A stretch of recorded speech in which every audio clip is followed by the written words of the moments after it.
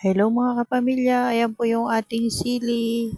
At yan po yung itatanim natin ngayon at maganda po maglipat tanim ngayon mga kapamilya at malamig. At syempre nag-uulan at nag-aambon nga po ngayon kaya samantalahin natin yung kulimlim ng panahon para ngayon tayo mag-transfer ng ating mga pananim. At ito yung ating mga sili, siling panigang po ito mga kapamilya. At yan yung ating itatanim dito sa ating bed at tingnan nyo naman kailan lang natin to dinamuhan pero ayan na naman ang mga damo, napakakapal na naman ng ating mga damo dito sa ating ginawang bed at syempre kailangan nating tanggalan yan para maitanim na natin tong ating mga siling panigang kasi syempre sayang yung panahon at habang nagaantay tayo dito sa mga ibang seedlings natin itatanim na natin to at dadamuhan natin. Kaya ayan, sinasamantala natin yung panahon na medyo makulimlim at maulan kaya naglilipat tanim tayo para yung ating mga pananim hindi na sila ma-stress sa paglilipat tanim natin. Kaya ayan yung ginagawa natin kasi iba yung pagka mainit tayong nagtatanim yung panahon, mas matagal sila mag-recover kaya mas maganda pagka ganitong panahon mga kapamilya, pagka ganyang nag-uulan, kailangan sinasamantala na natin para yung ating mga pananim hindi na sila gaanong mahirapan. Kaya yun yung ginagawa natin kapamilya. Ayan at medyo nag-uulan-ulan nga kaya tayo nakakapote ng plastic dyan. Pati nga yung ulo natin dito sa may loob ng ating sombrero nilagyan natin para syempre protection sa ulan para hindi tayo mabasa habang tayo ay nagtatanim kasi nag-aambon.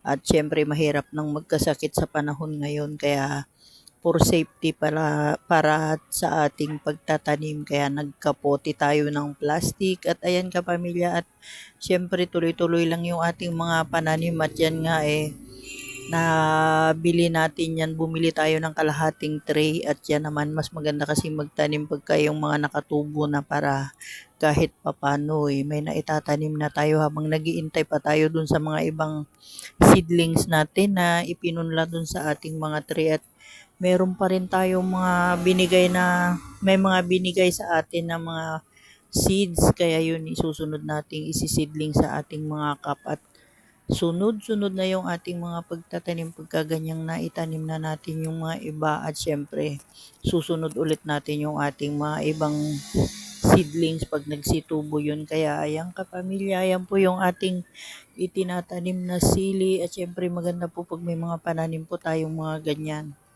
At alam nyo ba mga kapamilya sobrang napakamamahal ng mga gulay sa mga palengke. Kaya yan yung gustong-gusto nating itinatanim mga kapamilya. Kaya tayo nagtatanim ng ating mga gulay. Kaya yan yung ating siling panigang kapamilya. Yan po yung ating itinatanim na sili. At syempre mas maganda pag may mga pananim tayong mga ganyan at yan malaking bagay sa atin. Kaya yan yung ating itinatanim. At alam nyo ba mga kapamilya, itong mga ganitong siling panigang, matagal din ang buhay nito. Kaya hanggang hindi sila natatanggal dyan sa taniman natin, buhay pa rin sila at paulit-ulit silang namimigay ng mga bunga. At itong mga to maganda rin silang itanim at syempre napakatagal ng pakinabang sa kanila. At ito mga kapamilya, napakabilis lang din nilang antayin pagka naitanim natin, pagka yan naitanim natin at medyo lumaki sila. Pag namulaklak sila, dire-diretso na yung mga kapamilya at napakabilis nilang mamunga pagka lalo na po ngayon yung ganitong panahon na malamig at maulan. Nako, napakabilis po nilang mag-grow kaya napakagandang itanim sa yung mga ganyan hindi na natin kailangan na i-maintain ng mga pataba o pang-spray kasi itong mga ganitong pananim napakadali lang alagaan at lalo na pagka ganitong medyo malamig-lamig yung panahon at nag-uulan. Napakadali lang po nilang mga alagaan katulad nung itinanim natin nung nakaraan na nung naitanim natin pinabayaan na natin at syempre nag-harvest na lang tayo. Hindi natin nilalagyan ng mga pataba. Although nagdidilig tayo ng mga organic na pataba natin pero yung mga synthetic na pataba hindi tayo gumagamit sa ating mga pananim kaya ayan ang kagandahan sa kanila at syempre organic yung ating mga itinatanim dahil syempre tayo din yung kumukonsumo kaya yun yung ginagawa natin at yan yung ating siling panigang kapamilya. Ito kasi maganda 'tong itanim mga kapamilya at 'pag natiyempuhan mo kasi yung presyo niya, may panahon na napakamahal ng sili at halos nung nakaraan nakatiyempo tayo ng mahal na presyo ng ating sili, halos piso isang piraso. Kaya nung time na yun napakakaunti naman nung ating naitanim. Kaya siyempre tiyempo-tiyempo lang talaga lalo na sa mga panahon na ganitong nag-uulan.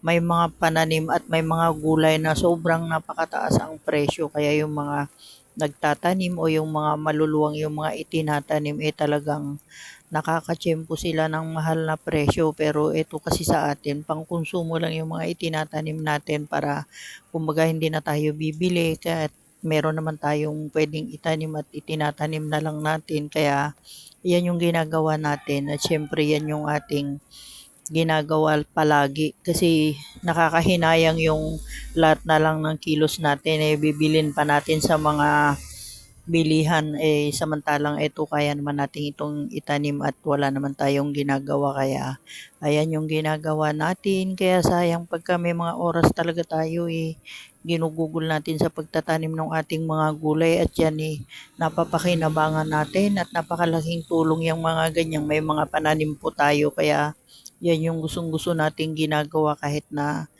minsan siyempre nakakapagod mag-prepare ng ating mga pananim pero 'pag naihanda mo na yan hindi na tayo nahihirapan.